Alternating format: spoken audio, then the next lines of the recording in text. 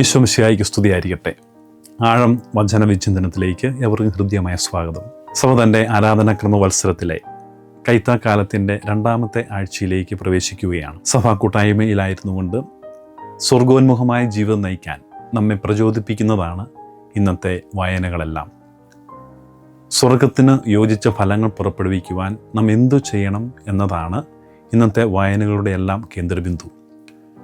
മനുഷ്യജീവിതത്തിൻ്റെ സമസ്ത മേഖലകളിലും അനുഗ്രഹങ്ങൾ കൊണ്ട് നിറയ്ക്കാൻ ഇഷ്ടപ്പെടുന്ന ഒരു ദൈവത്തെയാണ് ഇന്നത്തെ 1ാമത്തെ വായന നമ്മുടെ മുൻപിൽ അവതരിപ്പിക്കുന്നത്. ദൈവത്തെ അനുസരിക്കുന്ന മനുഷ്യൻ ചുവട് വയ്ക്കുന്നിടമെല്ലാം അനുഗ്രഹീതമാകുമെന്നാണ് നിയമാവർത്തന പുസ്തകം 28-ാം അധ്യായം 1 മുതൽ 14 വരെയുള്ള തിരുവചനങ്ങൾ വാഗ്ദാനം ചെയ്യുന്നത്. നഗരത്തിലും വയലിലും അകത്തു വരുമ്പോഴും പുറത്തു പോകുമ്പോഴും ദൈവത്തിൻ്റെ കരം അവന് കാവലായിരിക്കും.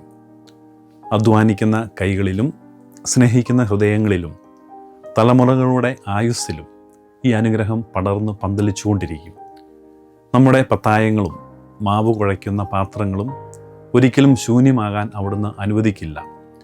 ഈ ലോക ജീവിതത്തിൽ നമ്മുടെ മുൻപിൽ വരാവുന്ന ശത്രുക്കൾ പലതാണ്. അത് വ്യക്തികളാവാം, സാഹചര്യങ്ങളാകാം, രോഗമാകാം, ദാരിദ്ര്യമാകാം, മാനസിക സമ്മർദ്ദങ്ങളാവാം.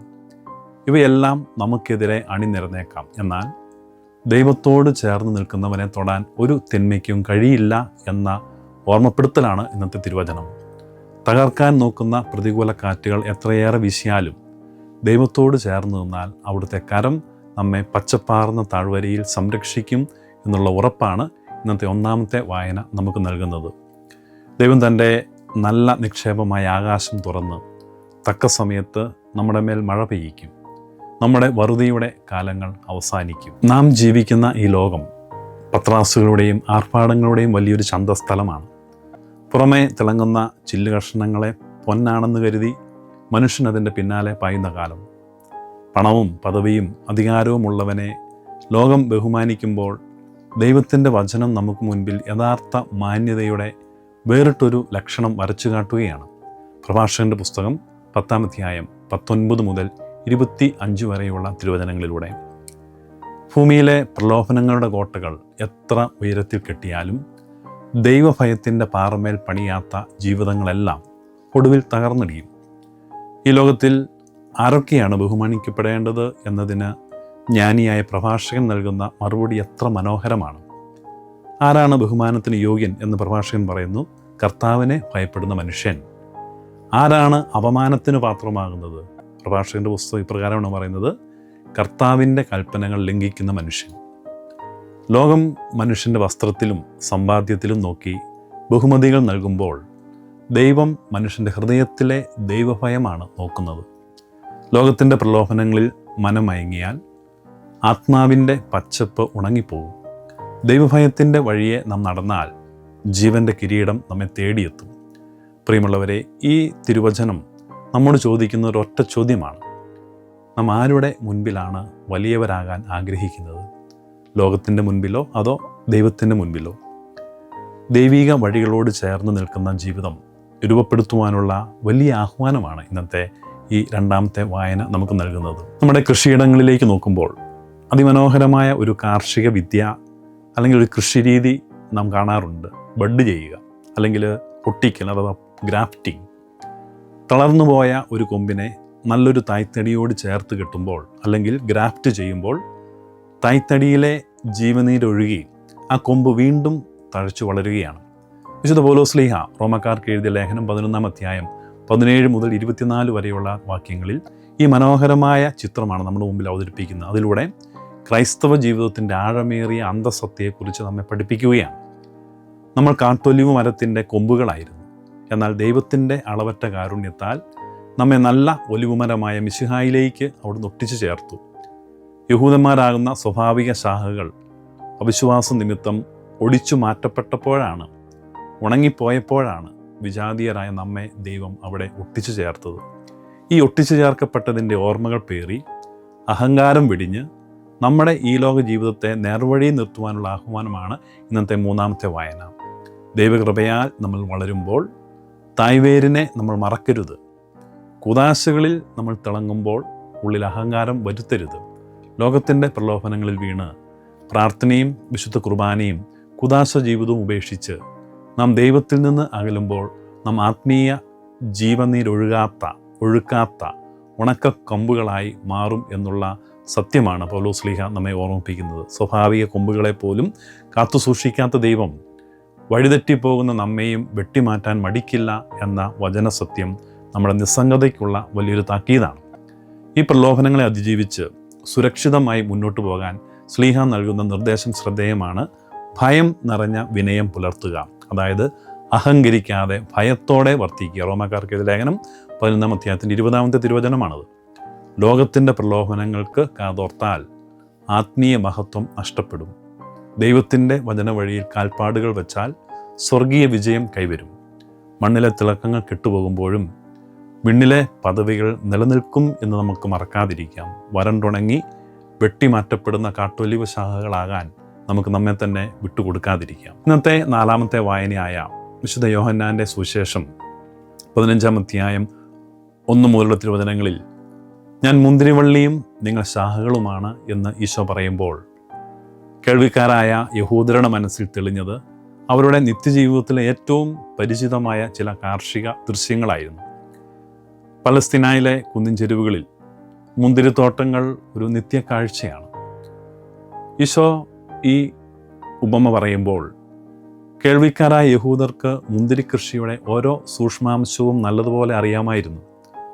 തോട്ടക്കാരൻ ശ്രദ്ധിക്കാതെ കാടുപിടിച്ച് കിടക്കുന്ന തോട്ടങ്ങളിൽ മുന്തിരിവള്ളികൾ വെറും ഒരു വള്ളിപ്പടർപ്പായിട്ട് മുരടിച്ചു പോകുന്നതും കൃത്യമായി വെട്ടിയൊരുക്കി പരിപാലിക്കുന്ന തോട്ടങ്ങളിൽ കുലകുലകളായി മുന്തിരിപ്പഴങ്ങൾ വിളഞ്ഞു നിൽക്കുന്നതും അവർ തന്നെ നിത്യേന കാണുന്നതാണ്.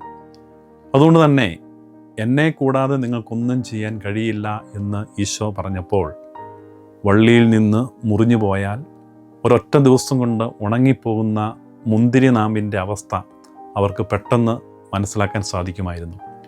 മുന്തിരിവള്ളിക്കൊരു പ്രത്യേകതയുണ്ട്. അത് മണ്ണിൽ പടരുന്ന ഒന്നല്ല. അതിനെ എപ്പോഴും ഒരു താങ്ങിലേക്ക് ഉയർത്തി നിർത്തണം.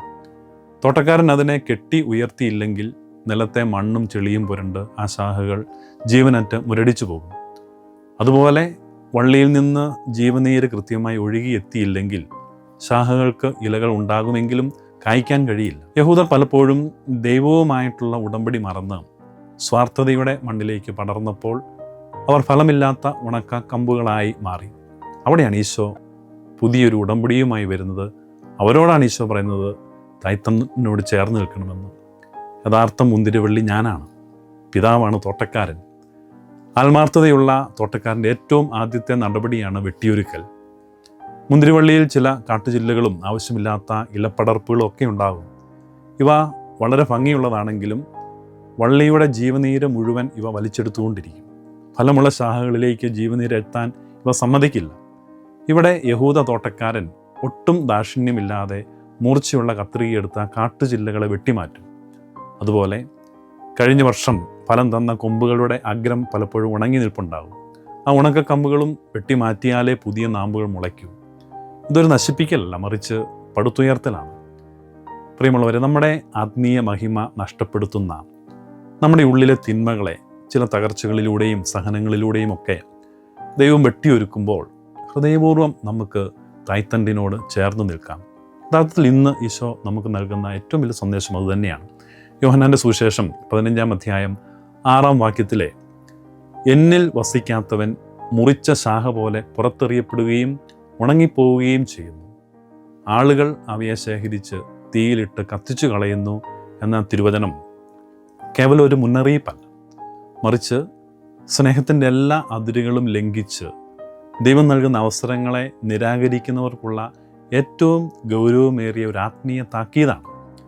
ഈശോ ഈ വചനത്തിലൂടെ നമ്മുടെ ആത്മാവിനോട് സംസാരിക്കുകയാണ്. ദൈവം എത്രയേറെ അവസരങ്ങൾ തന്നിട്ടും കുദാശകളിലൂടെ എത്രയോ വട്ടം വിശുദ്ധീകരിച്ചിട്ടും ആ സ്നേഹത്തോട് സഹകരിക്കാതെ സ്വന്തം സ്വാർത്ഥതയിൽ ജീവിക്കുന്ന മനുഷ്യന് സംഭവിക്കുന്ന ആത്മീയ ദുരന്തത്തിൻ്റെ നേർചിത്രമാണ് ഇതിലൂടെ നമുക്ക് വ്യക്തമാകുന്നത്. ദൈവം സഭയിലൂടെ നമുക്കായി ഒരുക്കുന്ന അവസരങ്ങളെയെല്ലാം നിസ്സാരമായി കണ്ട് ലോകത്തിൻ്റെ താൽക്കാലിക പ്രലോഭനങ്ങളിലും ജഡിക സുഖങ്ങളിലും ആകൃഷ്ടരായി നാം ദൈവത്തിൽ നിന്നും അകലുമ്പോൾ സംഭവിക്കുന്നത് 3 കാര്യങ്ങളാണെന്നാണ് ഇന്നത്തെ ഈ സുവിശേഷ ഭാഗത്ത് പറയുന്നത്. ഒന്നാമത്, പുറത്തെറിയപ്പെടുന്നു. ദൈവസാന്നിധ്യത്തിൻ്റെ സംരക്ഷണ വലയത്തിൽ നിന്നും നമ്മൾ സ്വയം പുറത്താകുന്നു. കുദാശകളിലൂടെ ദൈവം നമുക്ക് നൽകുന്ന സംരക്ഷണ വലയത്തിൻ്റെ പ്രാധാന്യം നാം പലപ്പോഴും മനസ്സിലാക്കുന്നില്ല. കുദാശകളോടും സഭാ ശുശ്രൂഷകളോടും നാം പുലർത്തുന്ന നിസ്സംഗതയും അകലവും ജീവിതത്തിൻ്റെ സമസ്ത മേഖലകളിലും നമ്മെ തളർത്തിക്കളയും. ഇങ്ങനെ നമ്മൾ രണ്ടാമത്തെ അവസ്ഥയിലേക്ക് എത്തുന്നു. അതായത് രണ്ടാമത്തെ അവസ്ഥ ഇതാണ്, ഉണങ്ങിപ്പോകുന്നു. പ്രാർത്ഥനയും കുദാശകളും വചനവുമില്ലാത്ത ഹൃദയം പച്ചപ്പ് നഷ്ടപ്പെട്ട് ആത്മീയമായി വരണ്ടു പോകുന്നു. ജീവിതത്തിൻ്റെ സന്തോഷങ്ങളെല്ലാം നഷ്ടപ്പെടുന്നു. നമ്മളറിയാതെ തന്നെ പല സംതൃപ്തിയും പോകുന്നു. അസ്വസ്ഥതകൾ രൂപപ്പെടുന്നു. സമ്പാദ്യങ്ങളും സ്ഥാനമാനങ്ങളും ഒക്കെ ഉണ്ടെങ്കിലും വലിയ ആകുലതകളും ഉത്കണ്ഠകളും ഒക്കെ നമ്മളെ കീഴടക്കുകയാണ്. ഈ ഒരു കീഴടക്കലിൽ മൂന്നാമത്തെ അവസ്ഥയിലേക്ക് നമ്മൾ വലിച്ചെറിയപ്പെടുകയാണ്. മൂന്നാമതായി, തീയിലിടപ്പെടുന്നു. ദൈവമില്ലാത്ത ജീവിതം, ദൈവിക കാര്യങ്ങളുമായി യാതൊരു ബന്ധവുമില്ലാത്ത ജീവിതം ഒടുവിൽ അശാന്തിയുടെയും നിരാശയുടെയും പാപക്കടലിൻ്റെയും അഗ്നിയിൽ വെന്തുരുകുകയാണ്. നിത്യനാശത്തിൻ്റെ നിച്ചൂളയിൽ ജീവിതം എരിഞ്ഞ് ഇല്ലാതായിക്കൊണ്ടിരിക്കും. ഇവിടെ നാം പുലർത്തേണ്ട ആത്മീയമായ നിലപാട് വളരെ വ്യക്തമാണ്. ഒരു ശാഖയ്ക്ക് വള്ളിയോട് ചേർന്നിരിക്കുക എന്നതിനപ്പുറം മറ്റൊരു സുരക്ഷിതത്വവുമില്ല. നമ്മുടെ ആത്മീയ അടിത്തറ എന്നത് ഈശോയിലുള്ള ഈ ആഴമേറിയ ബന്ധമാണ്. അപ്പോൾ ലോകത്തിൻ്റെ ഒരു പ്രലോഭനത്തിനും നമ്മെ ഉണക്കിക്കളയാൻ കഴിയില്ല. പ്രതിസന്ധികളുടെ വേനൽ ചൂടിലും നാം തഴച്ചു വളരും. വെട്ടിമാറ്റപ്പെട്ട് അഗ്നിയിലെരിയുന്ന ഒരു ഉണക്കക്കൊമ്പായി മാറാൻ നമ്മുടെ ജീവിതങ്ങളെ നാം വിട്ടുകൊടുക്കരുത്. ദൈവം തരുന്ന ഓരോ പശ്ചാത്താപത്തിൻ്റെ നിമിഷവും അവിടുത്തെ കാരുണ്യത്തിൻ്റെ വിളിയാണ്. ഓരോ കുദാശകളും ദൈവം നമുക്ക് വേണ്ടി കരുതി വയ്ക്കുന്ന അക്ഷയ പാത്രങ്ങളാണ്. സഭയാകുന്ന മുന്തിരിത്തോട്ടത്തിൽ ഈശോയാകുന്ന മുന്തിരിച്ചെടിയോട് ചേർന്ന് നിൽക്കാൻ നമുക്ക് കഴിയുന്നുണ്ടോ എന്ന് ചിന്തിക്കാനുള്ള അവസരമാണ് ഇന്ന് സഭ നമുക്ക് നൽകുന്നത്. ഈശോ പരിശുദ്ധ സഭയിലൂടെ നടത്തുന്ന വെട്ടിയൊരുക്കലുകൾക്ക് വിധേയരാകാൻ നമുക്ക് സാധിക്കുന്നുണ്ടോ? ലൗകിക മാനദണ്ഡങ്ങൾക്ക് മുൻഗണന കൊടുക്കുമ്പോൾ, അതിൽ ആ മുൻഗണനകൾക്ക് കൂടുതൽ പ്രാധാന്യം നമ്മൾ കൊടുക്കുമ്പോൾ ആത്മീയ ജീവിതശൈലികളിൽ മാറ്റം വരുന്നില്ലേ? പലപ്പോഴും നമ്മൾ പ്രാർത്ഥനയിൽ കുറവ് വരുന്നില്ലേ? നമ്മുടെ അഹങ്കാരത്തിൻ്റെയും പ്രലോഭനങ്ങളുടെയും ഉണക്കക്കൊമ്പുകൾ നമുക്ക് ഒടിച്ചു കളയാം. ഈശോയാകുന്ന മുന്തിരിവള്ളിയിൽ, അവിടുത്തെ വിശുദ്ധ സഭയിൽ കുദാശകളിലൂടെ ആഴത്തിൽ ആ സഭയോട് പറ്റിപ്പിടിച്ചിരിക്കാം, ഈശോയോട് ചേർന്നിരിക്കാം. അവിടുന്ന് തൻ്റെ നല്ല നിക്ഷേപമായ ആകാശം നമുക്കായി തുറന്നു തരട്ടെ.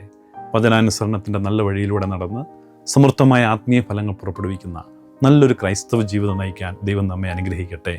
മുന്തിരിവള്ളിയായ ഈശോയോടും അവിടുത്തെ സഭയോടും കൂദാശകളിലൂടെ നമുക്ക് കൂടുതൽ ആഴത്തിൽ ചേർന്ന് നിൽക്കാം. സ്വാർത്ഥതയുടെ ഉണക്കക്കൊമ്പുകൾ മാറ്റിവെച്ച് ഈ കൈത്താക്കാലത്ത് പുണ്യങ്ങളുടെ നല്ല വിളവെടുപ്പ് നമുക്ക് നടത്താം. തോട്ടക്കാരനായ പിതാവിൻ്റെ കരം എപ്പോഴും നമ്മുടെ കുടുംബങ്ങൾക്ക് കാവലായിരിക്കട്ടെ. സമൃദ്ധമായി ഫലം പുറപ്പെടുവിക്കുവാൻ അവിടുന്ന് നമ്മെ അനുഗ്രഹിക്കട്ടെ. ആമേൻ.